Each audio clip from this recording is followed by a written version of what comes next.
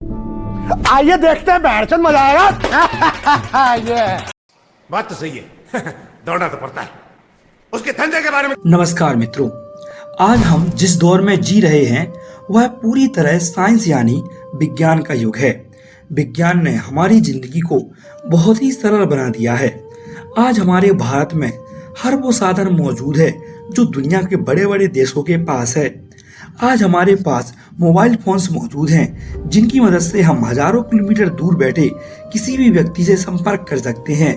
यातायात के लिए ट्रेन, एरोप्लेन हैं जिनकी सहायता से हम बहुत ही कम समय में ज्यादा दूरी तय कर सकते हैं। लेकिन क्या आपने कभी सोचा है नहीं। अगर ये सब सुविधा 10 दिन के लिए बंद कर दी जाए तो आपकी हालत क्या होगी? हमें कमेंट कर जरूर बताएं। ये सब आपको मात्र एक कल्पना लग रही होगी, लेकिन क्या आप जानते हैं आज से 1000 साल पहले सब ऐसा नहीं था। ना किसी के पास स्मार्टफोन था और ना ही किसी तरह के यातायात के साधन, ना ही टेलीविजन और ना ही इतनी ज्यादा टेक्नोलॉजी। तो जरा सोचिए, आप इन सब के बिना अपनी कल्पना भी नहीं कर सकते। फिर आज से 1000 साल पहले लोग कैसे रहते होंगे, उनकी वेशभूषा क्या रही होगी और उनकी लाइफ स्टाइल कैसी रही होगी। तो चलिए आपको ले चलते हैं आज से 1000 साल पहले यानी सन 1000 ईस्वी में। दोस्तों, आज जब हम भारत को देखते हैं तो हमें लगता है ये काफी बड़ा देश है और विश्व पटल पर भी क्षेत्रफल की दृष्टि से ये दुनिया का 7वां सबसे बड़ा देश है। लेकिन आज से 1000 साल पहले भारत इससे कई गुना बड़ा था। इन 1000 सालों में भारत के कई टुकड़े किए गए और आज भारत दुनिया के बीच अपनी एक अलग पहचान बनाए हुए है। 1000 साल पहले आज जो भारत है ऐसा नहीं था। उस वक्त भारत, पाकिस्तान, ईरान, अफगानिस्तान, म्यांमार और बांग्लादेश ये सभी मिलकर एक भारतवर्ष का निर्माण करते थे। क्षेत्रफल की दृष्टि से उस वक्त भारत दुनिया का एक बहुत ही विशाल देश हुआ करता था। यही समृद्धि और विशालता इसकी बर्बादी का वजह बनी। पहले मुगल और बाद में अंग्रेजों ने हमारे देश को पूरी तरह से खोखला कर दिया था। 1000 साल पहले भारत की जनसंख्या कितनी थी? दोस्तों, भारत उस वक्त एक विशाल देश तो था, लेकिन उसकी जनसंख्या लगभग 3 से 4 करोड़ ही थी, जो उस वक्त की एक बहुत ही बड़ी जनसंख्या मानी जाती थी। क्योंकि 1000 साल पहले चीन, यूरोप और भारत की जनसंख्या ही बहुत ही बड़ी मानी जाती थी। दोस्तों, 1000 साल पहले जनसंख्या कम थी और रहने के लिए जगह ज्यादा, लेकिन आज रहने के लिए जगह कम है और जनसंख्या ज्यादा। 1000 साल पहले भारत के लोग कैसे रहते थे? उस वक्त भारत के लोगों की जीवन शैली बहुत ही साधारण रही होगी। ऐसा माना जाता है कि उस वक्त के लोग अपने पूरे जीवन काल में सिर्फ 150 से 200 किलोमीटर की दूरी ही तय किए होंगे, क्योंकि उस वक्त यातायात का मुख्य साधन या तो घोड़ा या फिर बैलगाड़ी ही हुआ करती थी। आप जानते ही हैं, इन संसाधनों से सिर्फ इतनी ही दूरी तय की जा सकती है। उस समय साइकिल का आविष्कार भी नहीं हुआ था। प्राचीन भारत का रोजगार का मुख्य जरिया खेती ही हुआ करती थी। इस वजह से लोगों को अपने गांव से बाहर जाने के लिए ज्यादा जरूरत नहीं पड़ती थी। जीवन जीने के लिए जिस वस्तु की जरूरत होती थी वह सब पहले के लोग खेती के द्वारा ही उगा लेते थे। दोस्तों, आज से 1000 साल पहले भारत देश तो था, लेकिन उसका कोई भी शक्तिशाली लीडर नहीं था। उस वक्त भारत में रियासतों का चलन प्रचलित था, जिस वजह से कोई भी भारतवर्ष को एक करके नहीं रख सका। बस इसी वजह से विदेशी ताकतों ने भारत जैसे सोने की चिड़िया कहे जाने वाले देश पर आक्रमण शुरू कर दिया। 9वीं सदी के अंत में देश में पहली बार किसी विदेशी सेना ने आक्रमण किया था। उस समय सबसे पहले अफगानिस्तान के रास्ते मुगल भारत में आए थे। उस वक्त देश में पल्लव, चोल, राष्ट्रकूट और चकुल्य जैसे वंश ताकतवर घराने भारत में रहते थे। इसके अलावा पूरा भारतवर्ष छोटे छोटे शासकों तक ही सीमित था। भारत पर मुगल सल्तनत का इतने सालों तक राज करने की मुख्य वजह थी, जो हमारे उस वक्त के शासक हुआ करते थे वो पूरे भारत पर राज करने की सोच नहीं रखते थे। यही उस वक्त की सबसे बड़ी कमजोरी बनी और आगे चल के मुगलों ने अच्छी तरह से इसे समझ लिया। 11वीं सदी के अंत में सिर्फ पृथ्वीराज चौहान ही भारत के आखिरी हिंदू शासक बचे थे। उन्हें भी मोहम्मद गौरी ने हरा दिया और उन्हीं के साथ हिंदू शासकों का दौर भी खत्म हो गया। 1000 साल पहले दिल्ली का महत्व। आज से 1000 साल पहले दिल्ली हर क्षेत्र में उन्नत थी। यह देश का केंद्र होने के साथ व्यापार का केंद्र भी हुआ करती थी। इस कारण से उस समय के शासक का एक ही सपना हुआ करता था, दिल्ली पर राज करना। भारत को सोने की चिड़िया कहा जाता था। ये कहावत तो आपने जरूर सुनी होगी। ये सिर्फ कहावत नहीं है, असल में आज से 1000 साल पहले का समय भारत के लिए आर्थिक रूप से सुनहरा समय माना गया है। आज हम जीडीपी की बात करते हैं, हम देखते हैं कि इंडिया आर्थिक मोर्चे पर चीन से पीछे है। एक्सपोर्ट की बात हो या जीडीपी की बात, दोनों ही मामले में चीन आज हमसे काफी आगे दिखाई देता है। पर आज से 1000 साल पहले ऐसा नहीं था।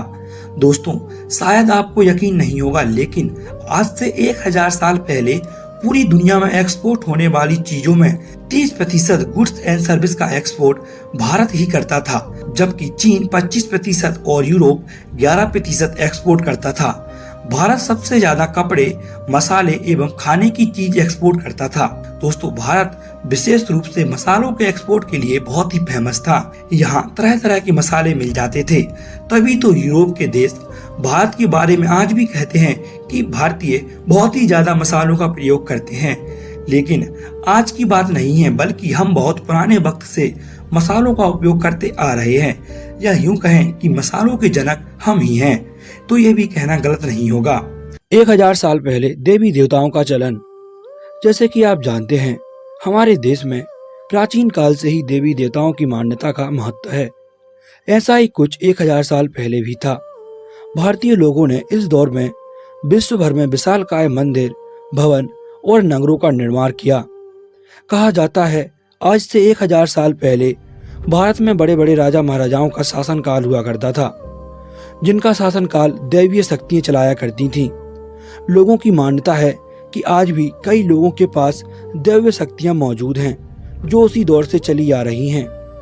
ऐसी ही एक कहानी भारत के एक हिस्से बुंदेलखंड में प्रचलित है। 12वीं शताब्दी में आला उदल नाम के 2 भाई हुआ करते थे। ऐसा माना जाता है दोनों भाइयों में से बड़े भाई आला को देवी ने अमरता का वरदान दिया था। इन दोनों भाइयों ने बहुत सी लड़ाइयां लड़ी, जिनमें से सभी लड़ाइयों में इन्हें जीत मिली, क्योंकि ये देवी की पूजा किया करते थे। 1000 साल पहले भूत प्रेत पर विश्वास करना। अब जैसे उस दौर में देवी देवताओं की मान्यता होती थी, तो भूत प्रेत पर विश्वास करना लाजमी है, क्योंकि जिधर अच्छाई होती है उधर बुराई भी जरूर आती है। तो लोग टोटके, काला जादू, तंत्र विद्या, इन सब पर विश्वास किया करते थे। उन दिनों ग्रामीण क्षेत्रों में भूत प्रेत का बहुत ही डर होता था। ऐसी ही एक मान्यता है राजस्थान में मौजूद कुलधारा गांव की, जो पिछले 200 साल से वीरान पड़ा हुआ है। माना जाता है इस गांव को आज से लगभग 700 से 800 साल पहले पालीवाल ब्राह्मणों ने सरस्वती नदी के किनारे बसाया था, लेकिन आज इस जगह पर कोई दूर दूर तक नहीं भटकता। मान्यता है कि सन 1800 के दशक में यहाँ के रियासत के दीवान सालेम सिंह की नजर गांव के ब्राह्मण की पुत्री शक्ति मैया पर थी। वह उसके साथ विवाह करना चाहता था। वहीं दूसरी तरफ गांव के ब्राह्मण अपनी पुत्री का विवाह किसी दूसरी बिरादरी में नहीं करना चाहते थे। ऐसे में सालेम सिंह ने सभी गांव वालों को धमकी दे दी थी कि अगर ब्राह्मण पुत्री का विवाह उसके साथ नहीं हुआ तो वो पूरे गांव को तहस नहस कर डालेगा। ऐसे में गांव के सभी पालीवाल ब्राह्मणों ने ये फैसला लिया कि वो रात को ही गांव छोड़ देंगे। उसके बाद सभी ब्राह्मण गांव को वैसा ही छोड़कर रातों रात वहां से भाग गए। जाते वक्त उन्होंने एक श्राप दिया था कि जो भी कोई इस गांव में बसने के लिए आएगा वो पूरी तरह से बर्बाद हो जाएगा। गांव के आसपास के लोगों का मानना है इसी श्राप की वजह से यहाँ पर आज भी भूतियाएं घटनाएं होती हैं। वैज्ञानिकों की माने तो यह गांव लोगों ने इसलिए छोड़ा क्योंकि यहाँ पर सूखा और पानी जैसी समस्याएं हो रही थीं।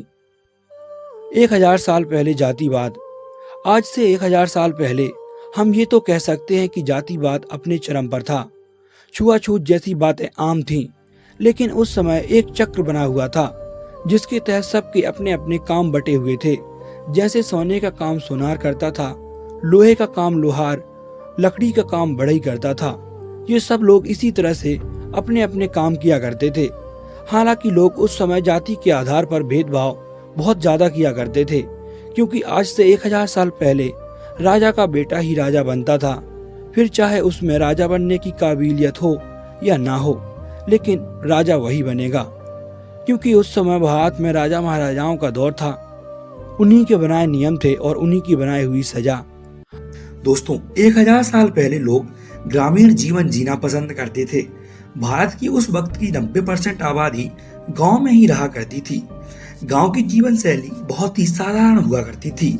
ज्यादातर लोग खेती पर ही निर्भर थे। उस वक्त जलवायु परिवर्तन की इतनी ज्यादा समस्या नहीं थी, इस कारण खेती करने में कोई भी रुकावट नहीं आती थी। उस वक्त के गांव आज के गांव जैसे नहीं थे। उस वक्त के गांव अपने आप में बहुत ही खास हुआ करते थे। हर गांव में एक मंदिर जरूर होता था, जिसमें लोग रोज शाम को खेत से आने के बाद भजन कीर्तन किया करते थे। भारत में 1000 साल पहले बाजार भी हुआ करते थे, लेकिन वो आज की तरह आधुनिक तो नहीं थे, पर वहाँ पर जरूरत की चीजें मिल जाया करती थी, जैसे कपड़े, खाने के सामान, मसाले, पूजन सामग्री इत्यादि।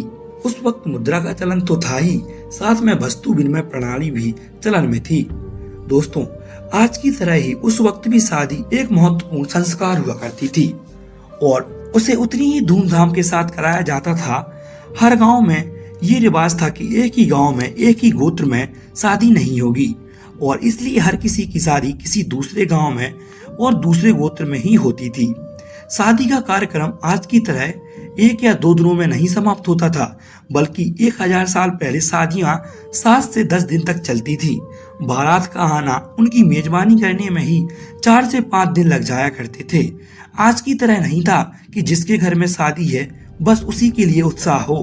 उस समय किसी की भी शादी हो, पूरा गांव में उत्साह होता था, मानो उन्हीं के घर में बारात आने वाली हो और उनके ही पुत्र पुत्री की शादी होने वाली हो।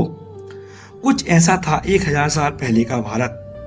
आपको 1000 साल पहले का भारत अच्छा लगा या आज का भारत? हमें कमेंट कर जरूर बताइए। वीडियो अच्छी लगी हो तो वीडियो को लाइक कर दीजिए और चैनल को सब्सक्राइब। हम मिलते हैं आपको अगली ऐसी ही वीडियो में, तब तक के लिए धन्यवाद।